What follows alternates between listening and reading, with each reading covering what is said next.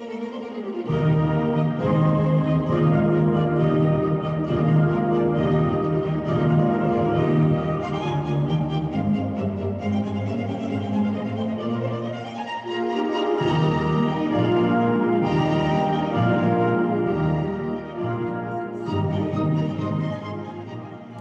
hear there is a new tragedy in rehearsal at Drury Lane Theatre called The Spanish Armada, written by Mr. Puff, a gentleman well known in the theatrical world. This piece abounds with the most striking and received beauties of modern composition. So, I am very glad my friend Puff's tragedy is in such forwardness. Mrs. Dangle, my dear, you'll be very glad to hear that Puff's tragedy... Lord, Mr. Dangle, why will you plague me about such nonsense?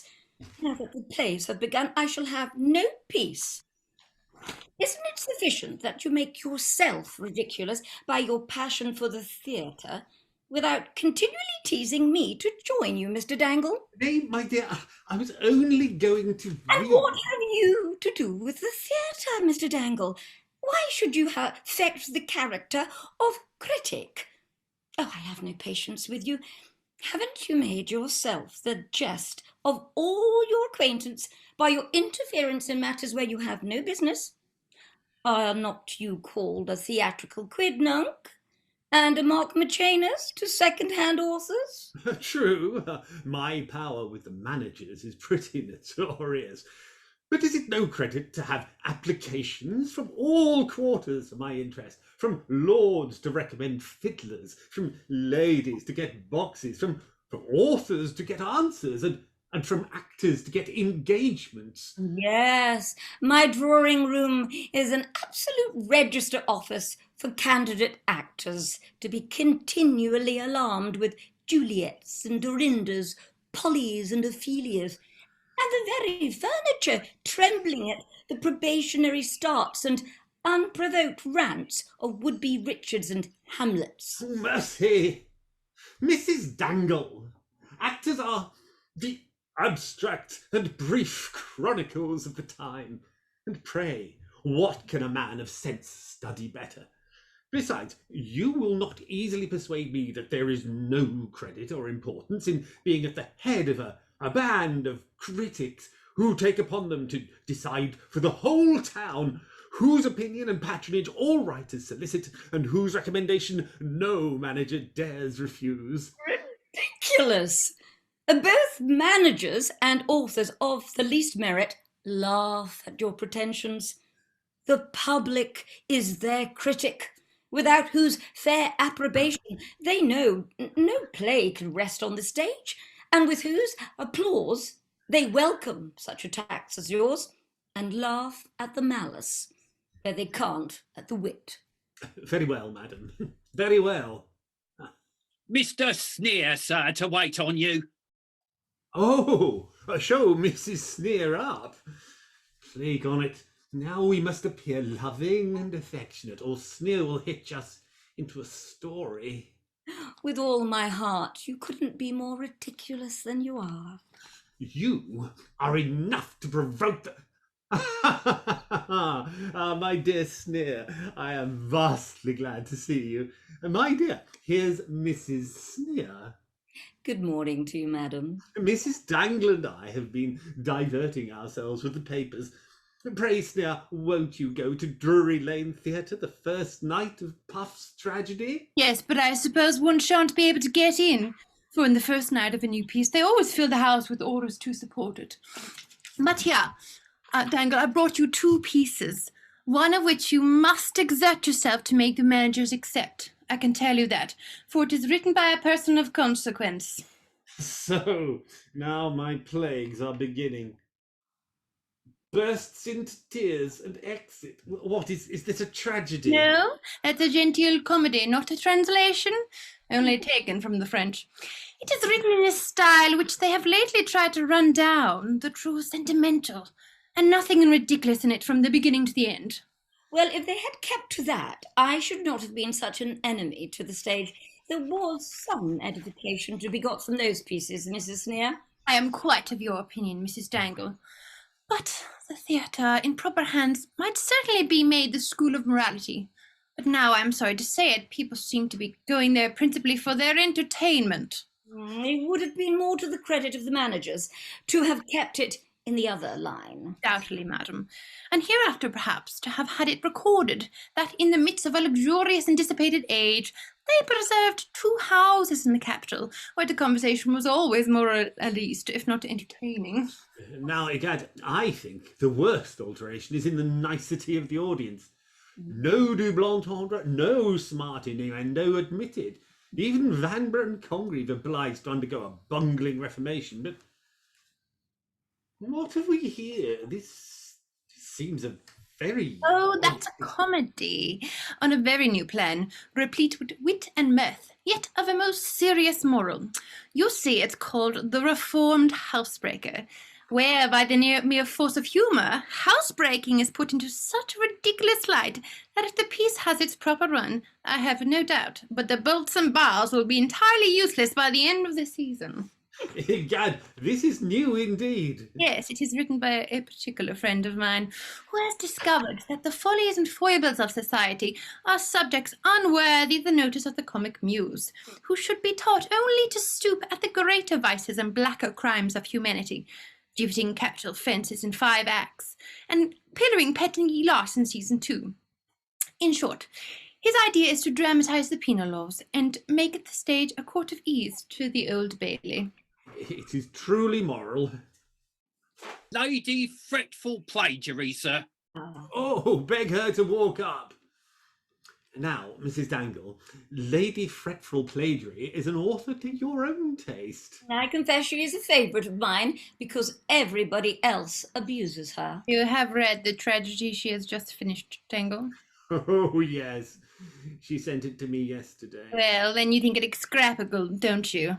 Why, between ourselves, egad, I must own, though she's my friend, that it is one of the most... Oh, she's here. Finished and admirable performances that Mrs. SNEER with him, did you say? Ah, oh, my dear friend. Egad, we were just speaking of your tragedy. Admirable, Lady Fretful, admirable. You never did anything beyond it, Lady Fretful, never in your life. You make me extremely happy, for without a compliment, my dear SNEER, there isn't a woman in the world whose judgment I value as I do yours, and Mr. Dangle's. They are only laughing at you, Lady Fretful, for it was but just now that they... Mrs. Dangle, Lady Fretful, you know Mrs. Dangle. My friend SNEER was rallying just now. She knows how she admires you and... Oh, Lord, I am sure Mrs. SNEER has more taste and sincerity than to a damned double-faced lady. Yes. SNEER will jest, but a better human can... Oh, I know. She has already a ready turn for ridicule. Her wit costs her nothing. No, egad, or I should wonder how she came by it. Because her jest is always at the expense of her friend. But, Lady Fretful, have you sent your play to the managers yet? Or can I be of any service to you? No, I thank you. I believe the piece had sufficient recommendation with it. I thank you, though. I sent it to the manager of Covent Garden Theatre this morning. I should have thought now that it might have been cast, as the actors call it, better at Drury Lane. Oh, lad, no. Never send a play there while I live. Harkee. He writes himself. Writes himself, I know he does. I say nothing. I take away from no man's merit, am hurt at no man's good fortune. I say nothing. But this I will say, through all my knowledge of life, I have observed that there is not a passion so strongly rooted in the human heart as envy. I believe you have reason for what you say indeed. Besides, I can tell you it is not always so safe to leave a play in the hands of those who write themselves. What? They may steal from them? Hey, my dear Plagiary. That's no security. A dexterous plagiarist may do anything. Why, ma'am, for aught I know, he might take out some of the best things in my tragedy and put them in his own comedy. That might be done, I dare be sworn. And then, if such a person gives you the least hint or assistance, he is devilish apt to take the merit of the whole. If it succeeds. Aye, but with regards to this piece, I think I can hit that gentleman, for I safely swear he never read it. I'll tell you how you may hurt him more. How? Swear he wrote it. Plague on SNEER, I shall take ill. I believe you want to take away my character as an author. Then I am sure you ought to be very much obliged to me. Hey, madam. Oh, you know, she never means what she says. Sincerely then, do you like the piece? Wonderfully. But though I seriously admire the piece upon the whole, there is one small objection, which, if you'll give me leave, I'll mention. Madam, you can't oblige me more. I think it wants incident. Good God, you surprise me. Once incident? Yes, I own I think the incidents are too few. Good God, believe me, Mrs. SNEER, there is no person for whose judgment I have more implicit deference, but I protest to you, Mrs. SNEER, I am only apprehensive that the incidents are too crowded. My dear Dangle, how does it strike you? Really, I can't agree with my friend SNEER. I think the plot quite sufficient. And the first 4 acts, by many degrees, the best I ever read or saw in my life. If I might venture to suggest anything, it is that the interest rather falls off in the 5th. Rises, I believe you mean, sir. No, I don't, upon my word. Yes, yes, you do, upon my soul. It certainly don't fall off, I assure you. No, it don't fall off. Now, Mrs. Dangle, didn't you say it struck you in the same light? No, indeed I did not. I did not see any fault in any part of the play from the beginning to the end. Upon my word, we women are the best judges after all. Or, if I made any objection, I'm sure it was to do nothing in the piece, but that I was afraid it was, on the whole, a little too long. Pray, madam, do you speak as to duration of time, or do you mean that the story is tediously spun out? Oh, Lord, no. I speak only with reference to the usual length of acting plays. Then I am very happy indeed, because the play is a short play, a remarkably short play. I should not venture to differ with a lady on a point of taste, but on these occasions, the watch, you know, is the critic. Then I supposed it must have been Mr. Dangle's drawling manner of reading it to me. Oh, if Mr. Dangle read it, that's quite another affair.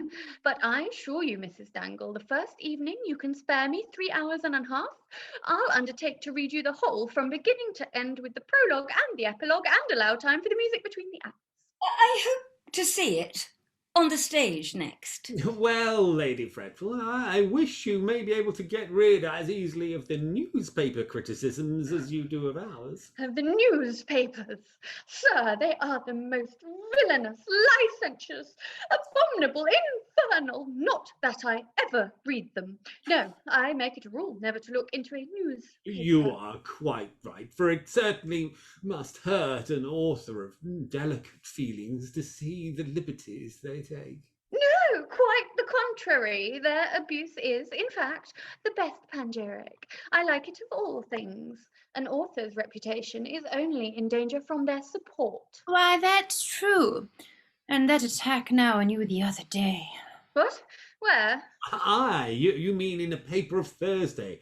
Oh, it was completely ill-natured, to be sure. Oh, so much the better. I wouldn't have it otherwise. Certainly, it is only to be laughed at. You don't happen to recollect what the fellow said, do you? Pray, Dangle, Lady Fretful seems a little anxious. Oh, blood, no. Anxious? Not I, not the least. But one may as well hear, you know. SNEER, do you recollect? Make up something. I will. Yes, I remember it perfectly. Well, and pray now, not that it signifies. What might the gentleman say? Why, he roundly asserts that you have not the slightest invention or original genius whatever, though you are the greatest traducer of all other authors living. Ha ha ha, very good. That is to comedy. You have not one idea of your own, he believes, even in your commonplace book, where stray jokes and pilfered witticisms are kept with as much method as the ledger of the Lost and Found office. Ha ha ha, very pleasant. Nay, that you are so unlucky as not to have the skill to even steal with taste. Ha ha. In your more serious efforts, he says, your bombast would be less intolerable if the thoughts were ever suited to the expression, but the homeliness of the sentiment stares through the fantastic incompetence of its fine language like a clown in one of the new uniforms. Ha ha. That your imitations of Shakespeare resemble the mimicry of Falstaff's page, and are about as near the standard of the original. Ha. In short, that even the finest passages you steal are of no service to you, for the poverty of your own language prevents their assimilating, so that they lie on the surface like lumps of marl on a barren moor, encumbering what is not in their power to fertilize. Now, another person would be vexed at this. Oh, but I wouldn't have told you, only to divert you. I know it, I am diverted. Ha ha ha, not the least invention. Ha ha ha. Very good, very good. Yes, no genius. Severe rogue. But you are quite right, Lady Fretful, never to breed such nonsense. To be sure, for if there is anything to one's praise, it is a foolish vanity to be gratified at it, and if it is abuse, why, one is always sure to hear it from one damned good-natured friend or another. Sir, there is an Italian gentleman with a French interpreter and 2 young ladies and a dozen musicians who say they are sent by Lady Rondo and Mrs. Fugue. And so they come by appointment. Dear Mrs. Dangle, do let them know I'll see them directly. No, Mr. Dangle, I shan't understand a word they say. But you hear there's an interpreter.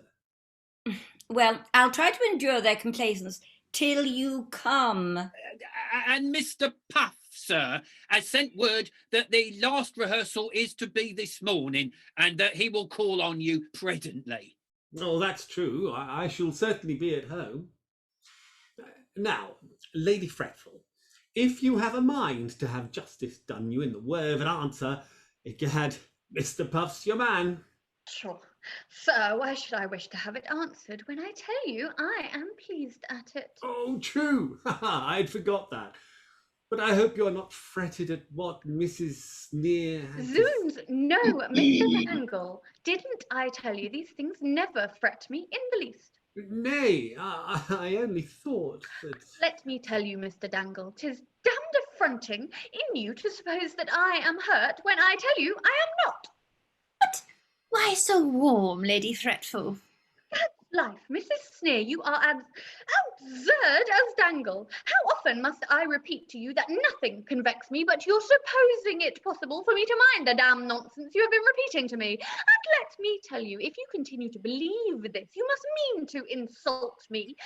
And then your disrespect will affect me no more than the newspaper criticisms, and I shall treat it with exactly the same calm indifference and philosophical contempt, and so your servant. Oh, Lady Fretful. Oh, now she will go invent a philosophy in anonymous abuse of all modern critics and authors. But, Dangle, you must get your friend Puff to take me to the rehearsal of his tragedy. Oh, I'll answer for it. He'll thank you for desiring it, but come and help me to judge of this musical family. They are recommended by people of consequence, I assure you.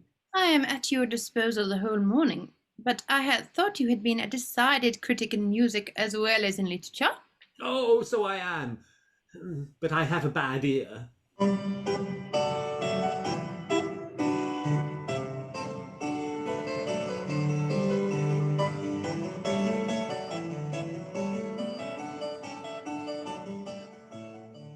Jeudi, madame, j'ai l'honneur to introduce et de vous demander votre protection pour le signor Pasticcio Ritornello et pour sa charmante famille.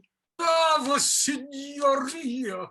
Noi vi preghiamo di favorirci con la vostra protezione.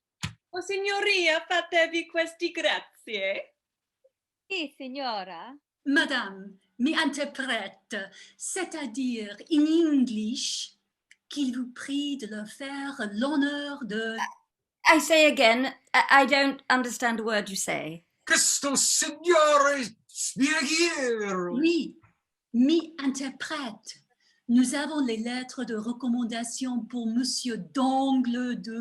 On my word, I don't understand you. Ah, voici Monsieur d'Angle. Ah, signor Dongle. Mr. Dangle, here are two very civil foreigners trying to make themselves understood, and I don't know which one is the interpreter. Eh bien. Monsieur Ma d'Angle. signore, siete zitto mossa?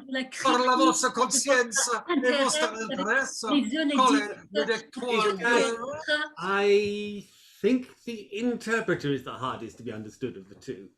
I thought, Dangle, you had been an admirable linguist. Oh, so I am, if they would not talk so damn fast.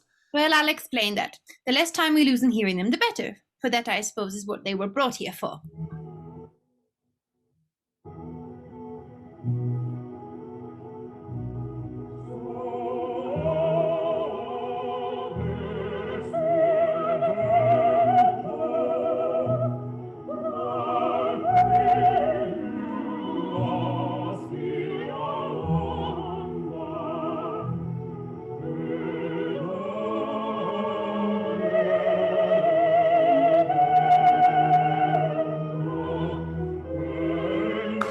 Bravo! Bravo! Admirable! Bravissimo! Admirabilissimo! Ah! Show him up!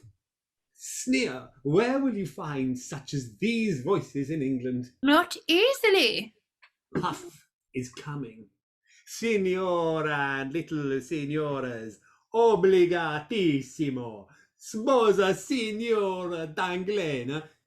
Mrs. Dangle, shall I beg you to offer them some refreshments and take their address in the next room? Mr. Puff, sir.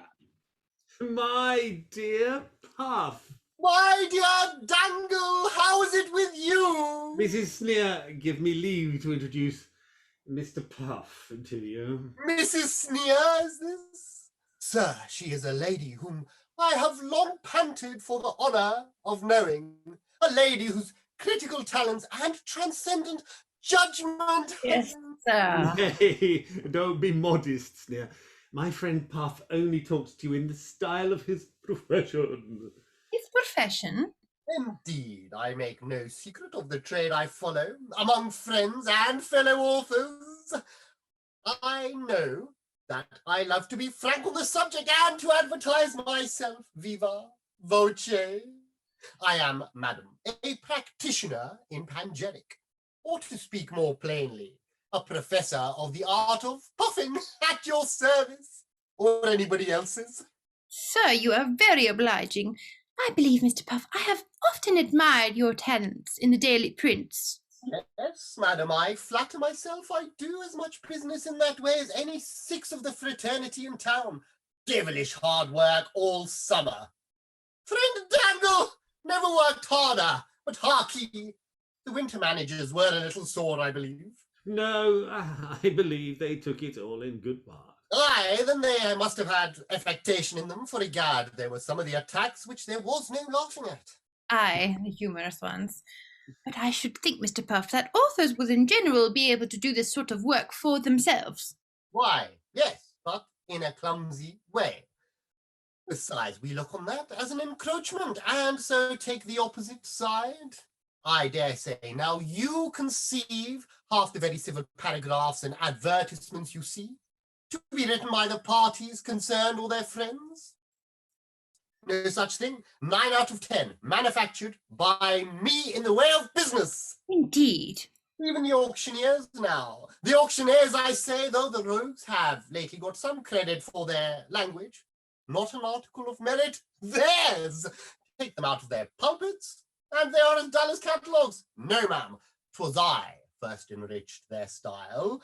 'Twas I first taught them to crowd their advertisements with panegyrical superlatives, each epithet rising above the other, like bidders in their own auction rooms. Ah, I am completely a convert both to the importance and the ingenuity of your profession. And now, sir, there is but one thing which can possibly increase my respect for you, and that is your permitting me to be present this morning at the rehearsal of your new tragedy. Ah, my new tragedy?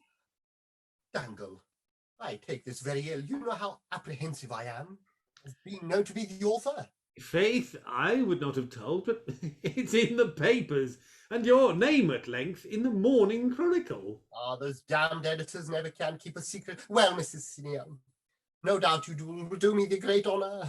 I shall be infinitely happy, highly flattered if you were to... I believe it must be near the time. Shall we go together? No, it will not yet be this hour, for they are always late at that theatre. Besides, I must meet you there, for I have some little matters to attend and some paragraphs to scribble before I go.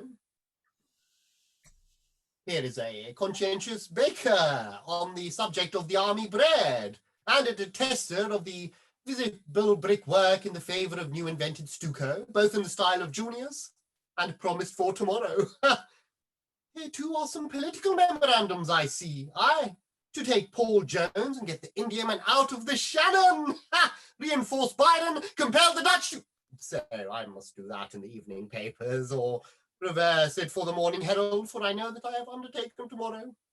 Besides, to establish the unanimity, and to shoot Charles Fox in the Morning Post. So, egad, I haven't a moment to lose. Well, we'll meet in the green room.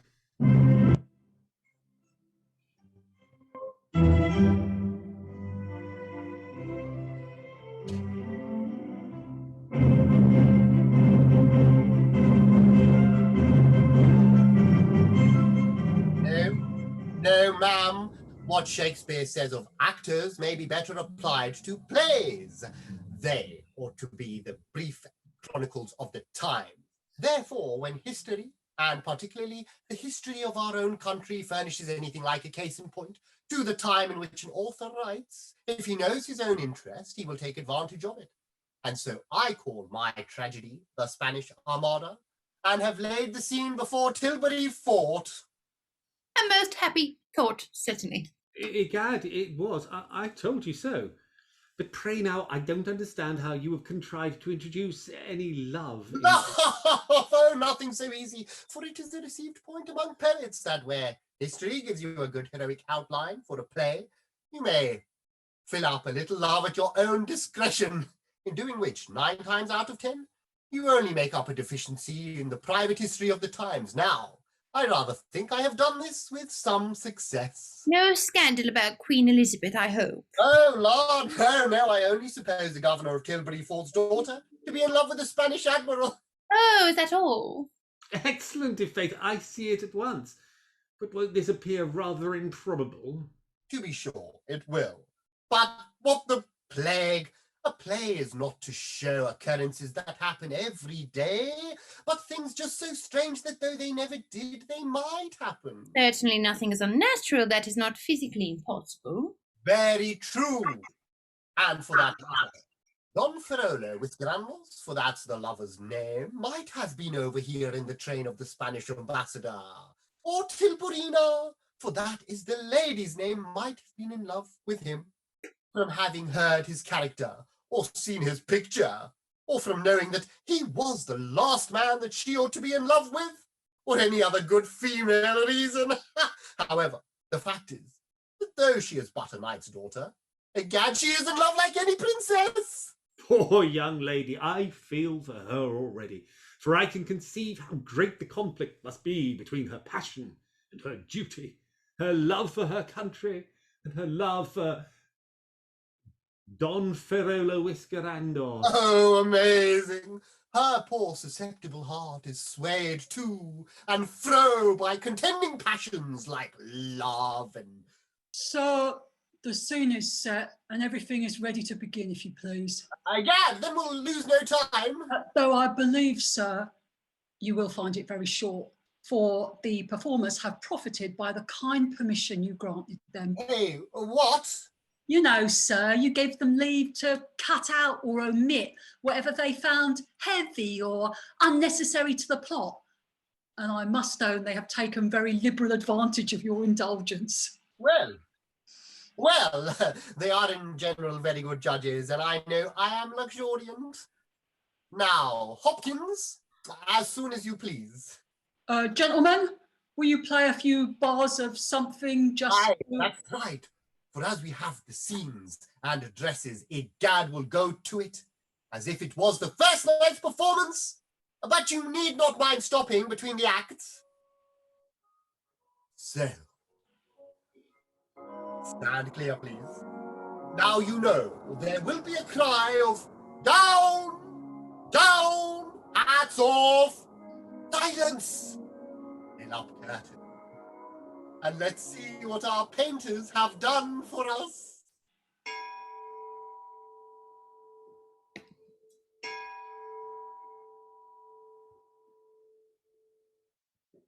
Tilbury Fort.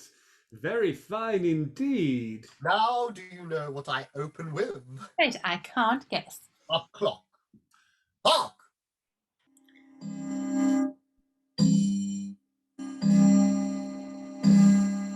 I open with a clock striking to beget an awful attention in the audience. It also marks the time, which is 4 o'clock in the morning, and saves a description of the rising sun and a great deal about gilding the Eastern Hemisphere.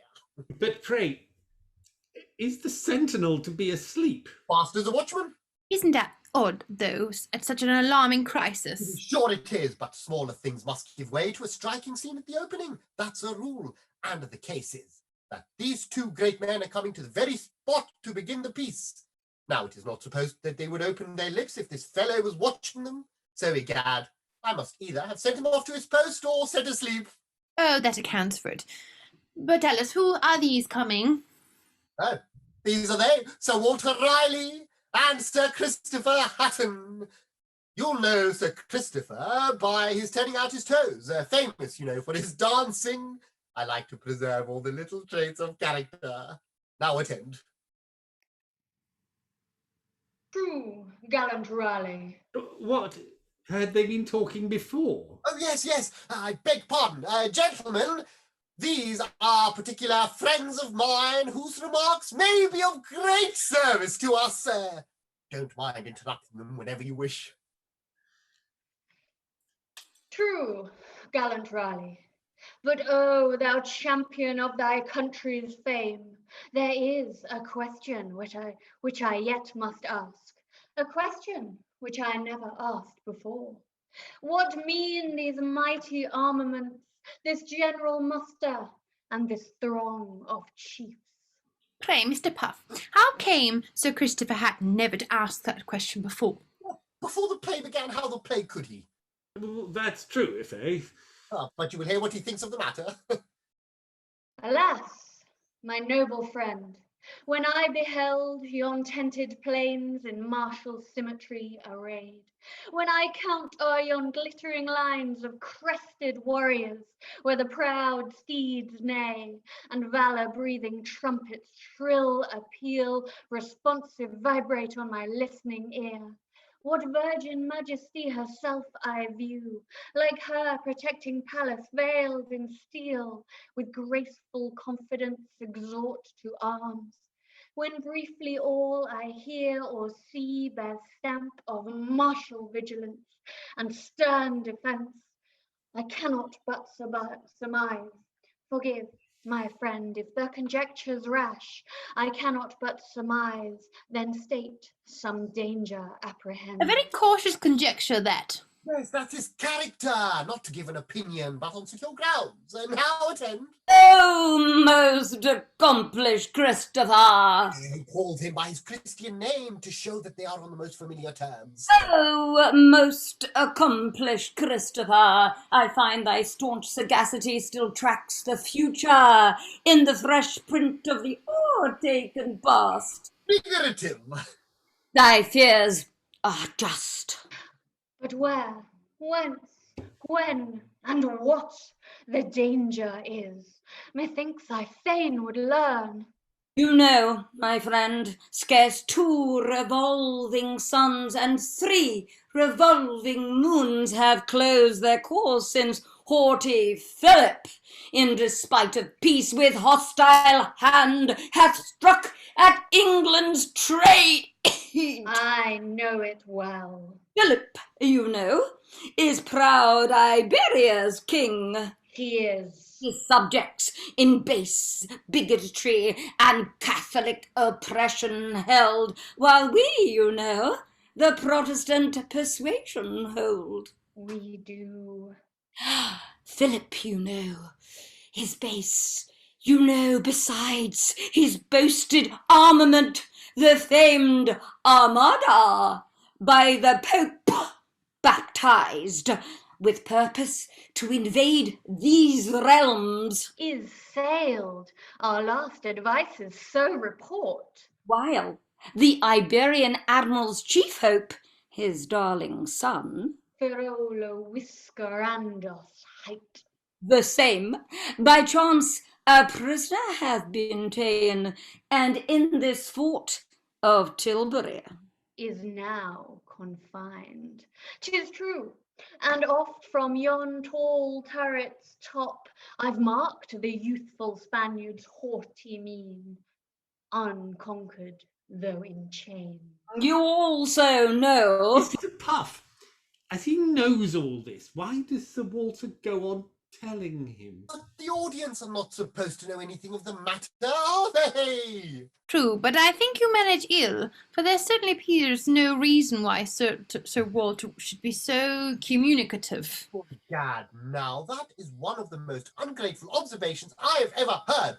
For the less inducement he has to tell all this, the more I think you ought to be obliged to him, for I'm sure you know nothing of the matter without it. Oh, that's very true, upon my word. But you will find he was not going on. Enough, 'tis plain, and I no more am in amazement lost. Here, now you see Sir Christopher did not, in fact, ask any one question for his own information. No, indeed. His has been a most disinterested curiosity. Really, I find we are very much obliged to them both. You, to be sure you are. Now then for the Commander-in-Chief, the Earl of Leicester, who you know was no favourite but of the Queen's. We left off in amazement lost. Am in amazement lost, but see where noble Leicester comes, supreme in honours and command. And yet methinks at such a time, so perilous and so feared, that staff might well become an abler grasp. And so by heaven think I, but soft, he's here. And now I think you shall hear some better language. I was obliged to be plain and intelligible in the first scene, because there was not much matter of fact. But now, if faith you have true, figure and metaphor as plenty as noun substantives. How's this, my friends? Is't thus your new-fledged zeal and plumed valour moulds in a roosted sloth?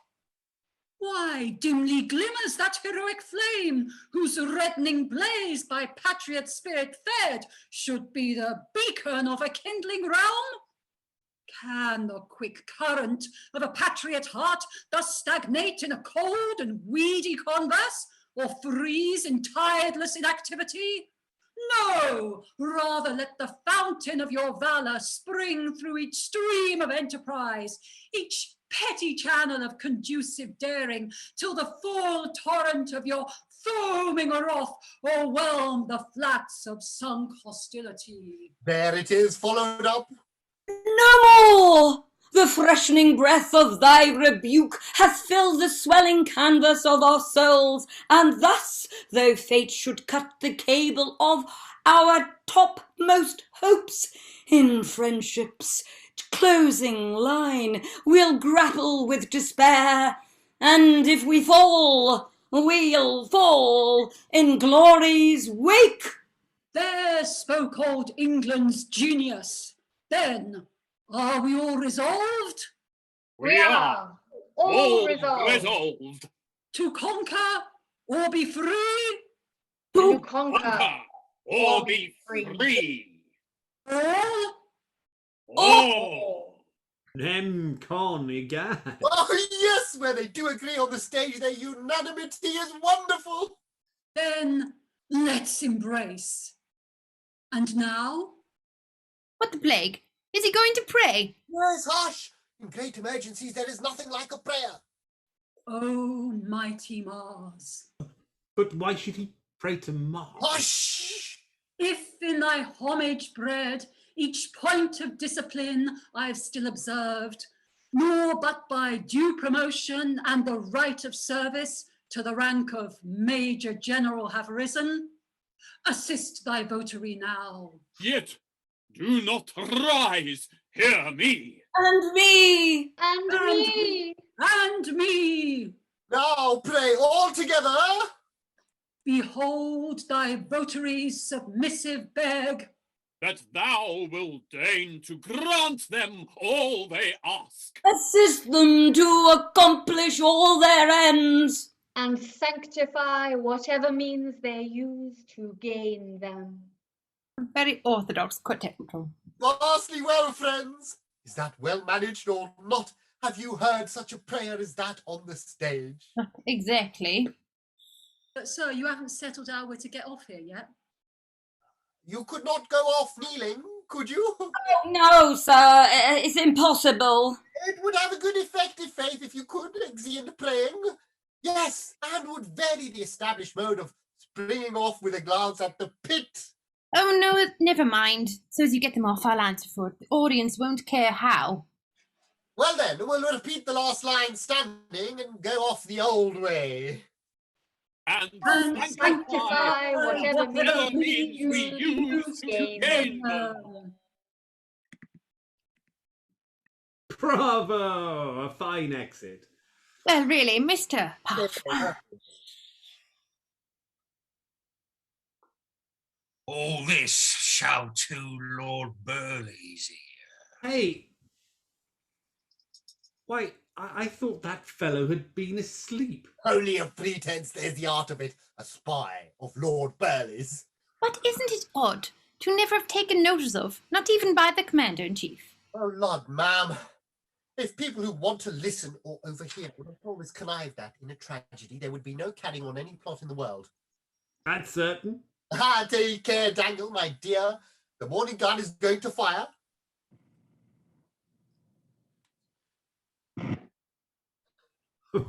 Well, that will have a fine effect. I think so, and helps realise the scene. What the plague! 3 morning guns! There never is but one. Aye, this is always the way at the theatre. Give these fellows a good thing and they never know when to have done with it. You have no more cannon to fire? No, sir. Now then, for soft music. Pray, what's that for? Well, it shows that Tilburina is coming. Nothing introduces a heroine like soft music. Here she comes. And her confidant, I suppose. To be sure, inconsolable to the minuet in Ariadne.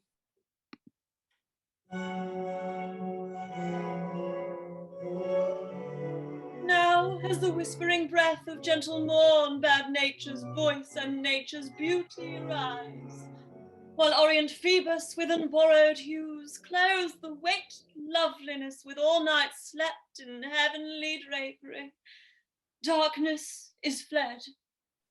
Now too the feathered warblers tune their notes around and charm the listening grove. The lark, the linnet, chaffinch, bullfinch, goldfinch, greenfinch. But oh, to me no joy can they afford. nor rose, nor wallflower, nor smart gillyflower, nor polyanthus mean, nor dapper daisy, nor William sweet, nor marjoram, nor lark, linnet, nor all the finches of the grove. Your white handkerchief, madam?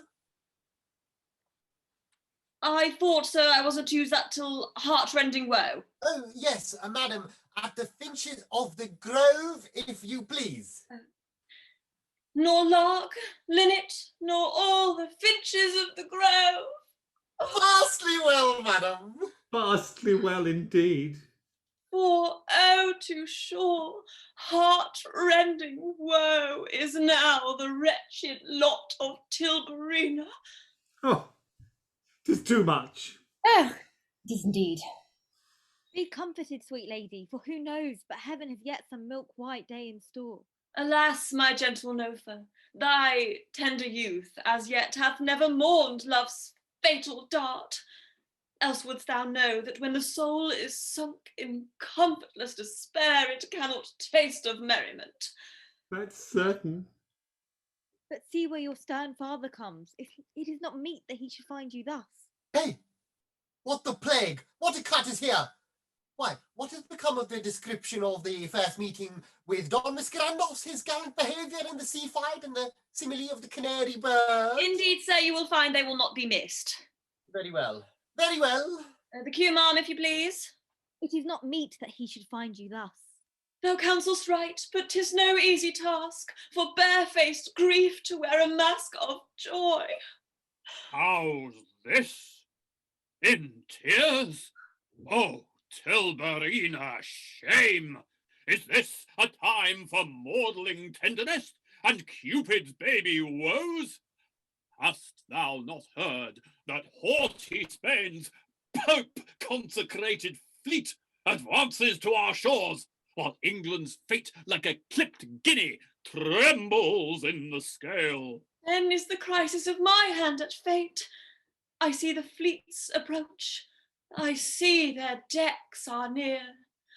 Now pray, friends, this is one of the most useful figures we tragedy writers have, by which a hero or heroine, in consideration of their being often obliged to overlook things that are on the stage, is allowed to see and hear a number of things that are not. Yes, a kind of poetical second sight. Yes, and now then, madam. I see their decks are cleared. I see the signal made. The line is formed. A cable's length asunder. I see the frigates stationed in the rear, and now I hear the thunder of the guns. I hear the victor's shouts. I also hear the vanquished groan. And now 'tis smoke. And now I see the loose sails shiver in the wind. I see what you'll soon see. Hold, daughter, peace! This love hath turned thy brain. The Spanish fleet thou canst not see, because it is not yet in sight. Egad, though, the governor seems to make no allowance for this poetical figure you No, no, a plain matter of fact, man, that's his character. But will then you refuse his offer? I must. I will. I can. I ought. I do. Think what a noble price. No more. You urge in vain. His liberty is all he asks. All who asks, Mr. Puff? Who is this? Yeah, now I can't tell. There's been such cutting and slashing, I don't know where they've got to myself. Indeed, sir, you will find it will connect very well. And your reward secure. Oh, if they hadn't been so devilish free with their cutting, you would have found that Don Miscarandos has been tampering for his liberty and has persuaded Tilburina to make this proposal to her father. And now pray observe the conciseness with which this argument is conducted. Egad, the pro and con goes the smarter hits in a fencing match. It is indeed a sort of small sword logic which we have borrowed from the French. A retreat in Spain. Outlawry here. Your daughter's prayer. Your father's oath. My lover. My country. Tilburina. England. A title. Honour. A pension. Conscience. £1,000. Ah, Thou hast touched me nearly. There, you see? She threw in Tilburina, quick, parry with England, ha! Thrusted T.A.S. in title, parried by honour, ha! Pension over the arm, put by my conscience, then flanconade with £1,000 and a palpable hit. Egad! Canst thou reject the suppliant and the daughter too? No more. I would not hear thee plead in vain. The father softens, but the governor is fixed. Aye, that antithesis of persons is a most established figure. 'Tis well. Hence then fond hopes, fond passion hence. Duty, behold, I am all over thine. Where is my love, my beauteous enemy? Oh, dear ma'am, you must start a great deal more than that. Consider, you had just determined in favour of duty, when in a moment the sound of his voice revives your passion, overthrows your resolution, destroys your obedience. If you don't express all that in your start, you do nothing at all. Well, we'll try again.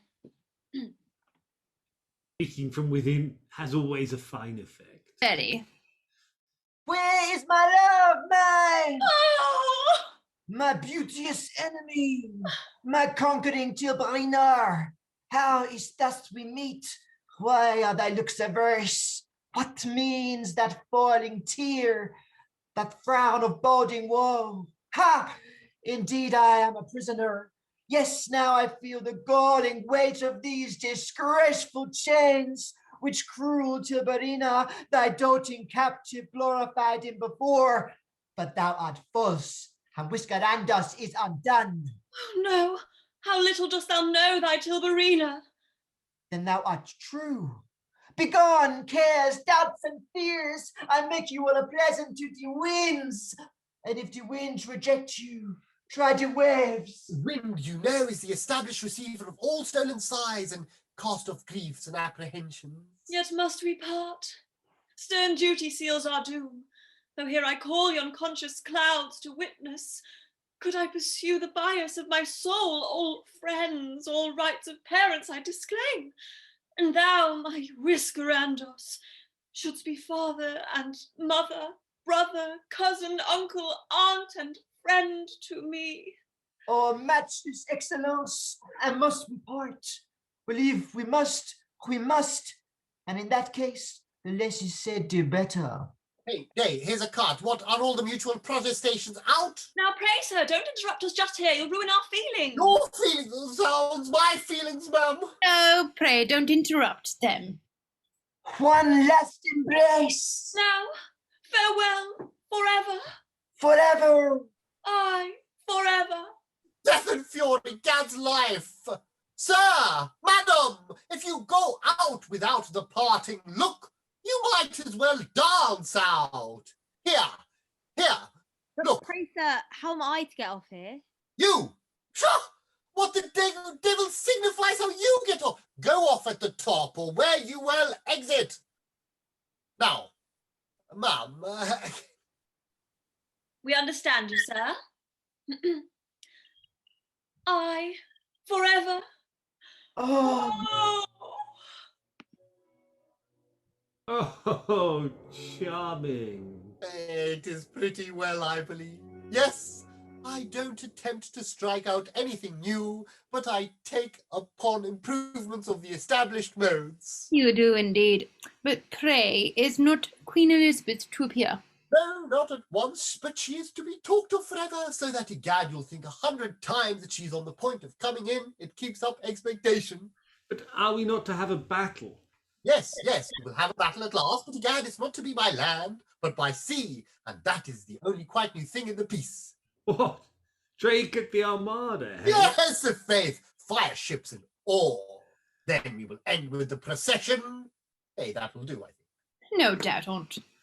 Come, we must not lose time. So now for the underplot. What the plague? Have you another plot? Oh, Lord, yes. Ever while you live, have two plots to your tragedy. The grand point in managing them is only let your underplot have as little connection with your main plot as possible. I flatter myself I do. as nothing connects my main plot and my underplot more than this play. And as the former is to end in deep distress, I make the other as happy as a farce. Now, Hopkins, as you please. Sir, the carpenter says it is impossible you can go to the park scene yet. The park scene? No, I mean the description scene here in the woods. Sir, the performers have cut it out. Cut it out? Yes, sir. What? The whole account of Queen Elizabeth? Yes, sir. And the description of the horse and the side saddle? Yes, sir. No. So this is very fine indeed. Hopkins, how the plague could you suffer this? Yes, sir. Yes, sir, indeed, the pruning knife. The pruning knife. Zounds the axe. Why, here has been such lopping and stopping, I shan't have the brave trunk of my play left presently. Very well, the performers must do as they please, but upon my soul, I print every word.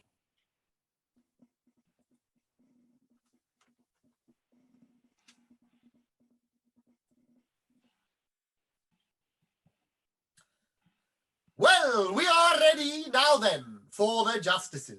This, I suppose, is a sort of Senate scene. To be sure, there has not been one yet. It is the underplot, isn't it? Yes. What? Gentlemen, do you mean at once to go to the discovery scene? If you please, sir. Oh, very well. Harkee, I don't choose to say anything more, but if faith they have mangled my claim in a most shocking manner. It's a great pity. Now then, Mr. Justice, if you please. Are all the volunteers without? They are. Some 10 in fetters and some 20 drunk. Attends the youth whose most opprobrious fame and clear convicted crimes have stamped him soldier? He waits your pleasure, eager to repay the blessed reprieve that sends him to the fields of glory, there to raise his branded hand in honour's cause. 'Tis well, 'tis justice arms him. Oh, may he now defend his country's laws. With half the spirit he has broke them all. If 'tis your worship's pleasure, bid him enter. I fly, the herald of your will. Quick, sir. But Mr. Puff, I think not only the justice, but the clown seems to talk in as high a style as the first hero among them. Forbid they should in a free country. Ma'am, I am not for making slavish distinctions and giving all the fine language to the upper sort of people. That's very noble in you indeed. Now pray mark this scene. Forgive this interruption, good my love, but as I just now passed, a prisoner youth whom rude hands hither led, strange boding seized my fluttering heart, and to myself I said, and if our Tom had lived, he'd surely been this stripling's height. Oh, some powerful sympathy directs us both. What is thy name? My name's Tom Jenkins, alias Have I None, though orphaned and without a friend. Thy parents? My father dwelt in Rochester and was, as I have heard, a fishmonger, no more. What, sir, do you mean to leave out the account of your birth, parentage, and education? They have settled it so, sir, here. Oh. How loudly nature whispers to my heart. Had he no other name? I've seen a bill of his signed Tompkins, creditor. This does indeed confirm each circumstance the gypsy told. Prepare. I do. No orphan without a friend art thou. I am your father. Here's your mother. There, thy uncle. This, thy first cousin. And these are all your relations. Oh, ecstasy of bliss. A most unlooked for happiness. Oh, wonderful event. There, you see relationship like murder without.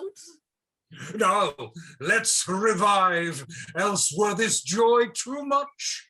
But come, and we'll unfold the rest within, and thou, my boy, must needs want rest and food. Hence may each orphan hope, as chance directs, to find a father where he least expects. What do you think of that? One of the finest discovery scenes I ever saw. Why, this underplot would have made a tragedy itself. Aye, or a comedy either.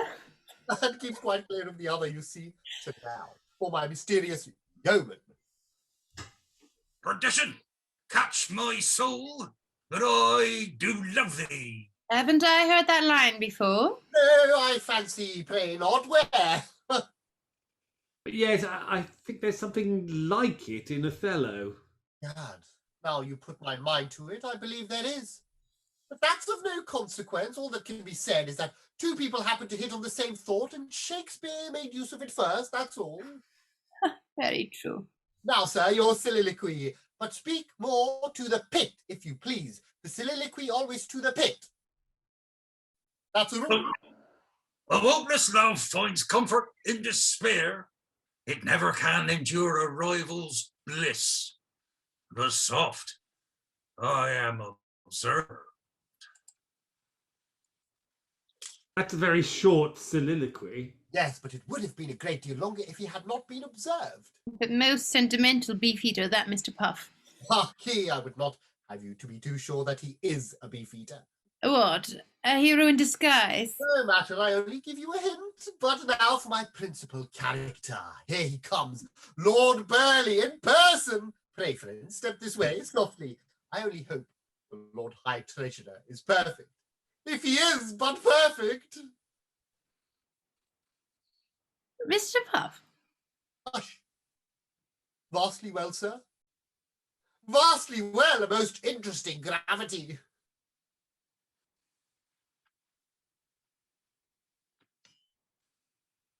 Now, pray, what did he mean by that? He isn't to speak at all. You don't take it? No, upon my soul. Why? By that shake of the head, he gave you to understand that even though they had more justice in their cause and wisdom in their measures, yet if there was not a greater spirit shown on the part of the people, the country would at last fall a sacrifice to the hostile ambition of the Spanish monarchy. The devil! Did he mean all that by shaking his head? Every word of it, if he shook his head, as I thought. Ah, there certainly is a vast deal to be done on the stage by dumb show and expression of face, and a judicious author knows how much he may trust to it. Oh, here are some of our old acquaintances.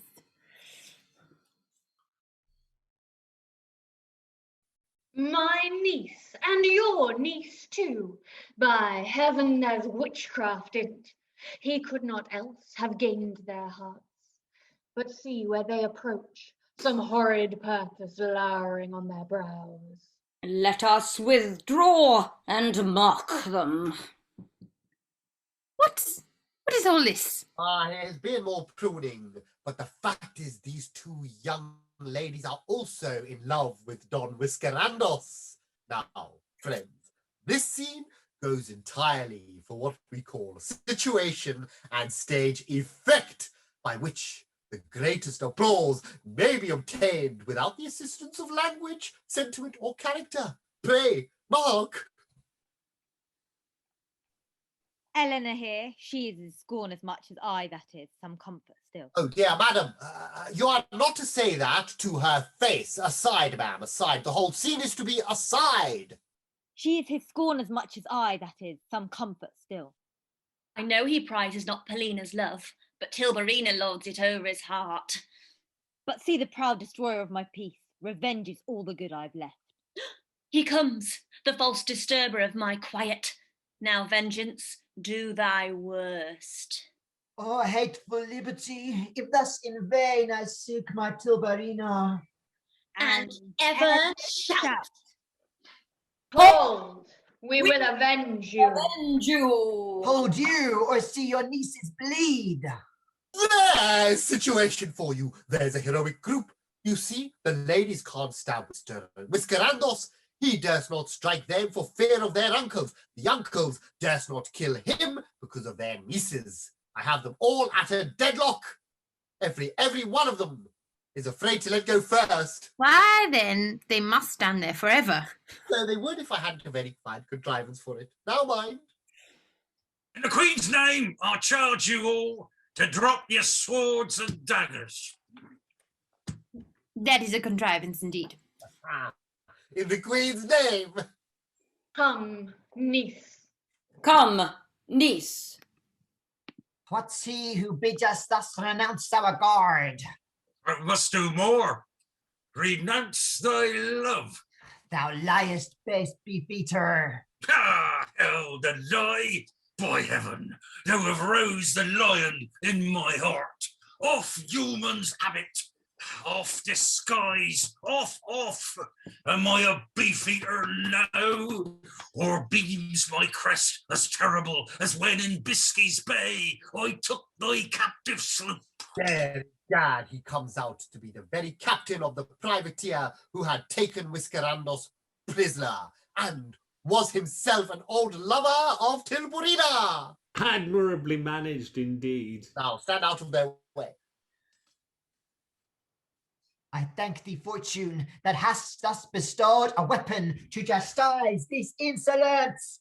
I take thy challenge, Spaniard, and I thank fortune too. That's excellently contrived. It seems as if the two uncles had left their swords on purpose for it. No, Gad, they could not help leaving them. Vengeance and Tilburina! Exactly so.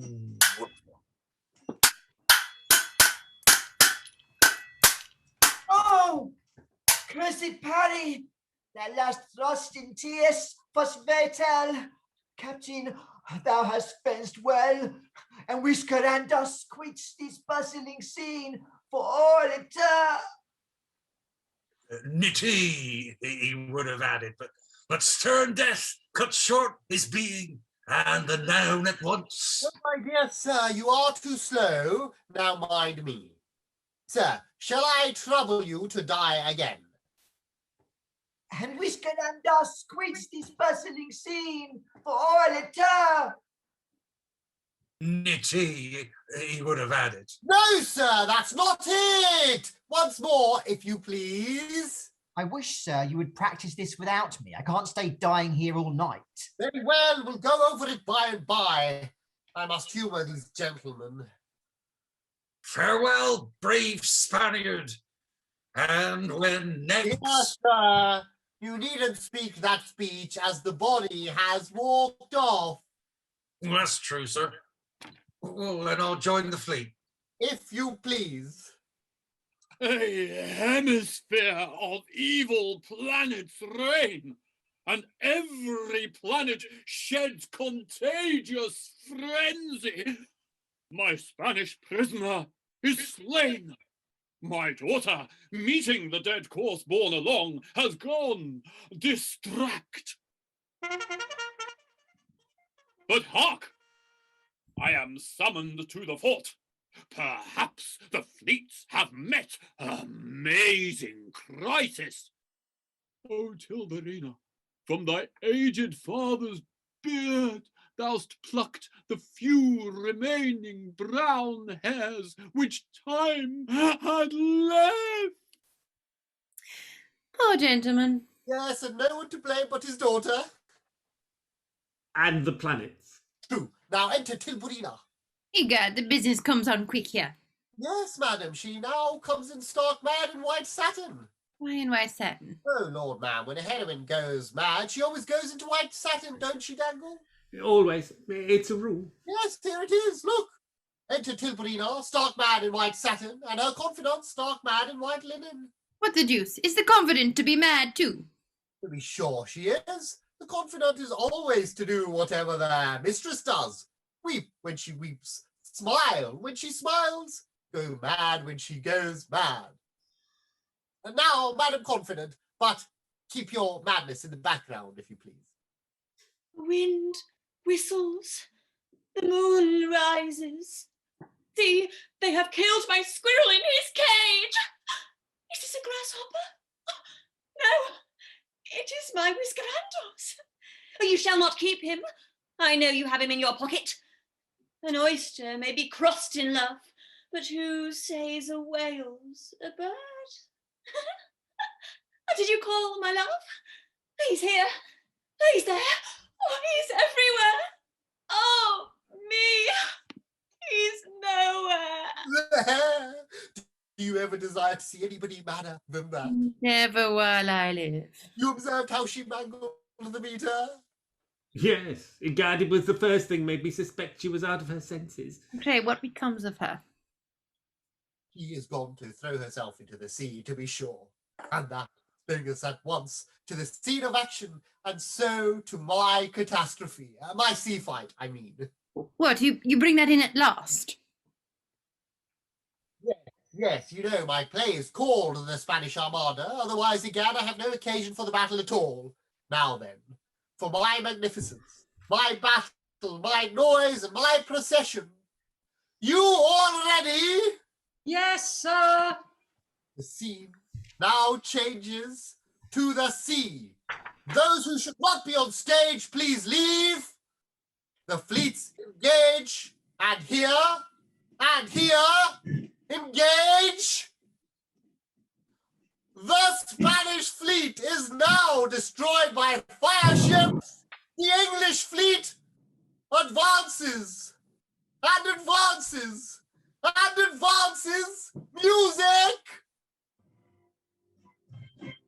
The procession of all the English rivers and their tributaries. Where are the English rivers? You must allow them time to change. And the rehearsal is already overrun. Well, pretty well. Not quite perfect.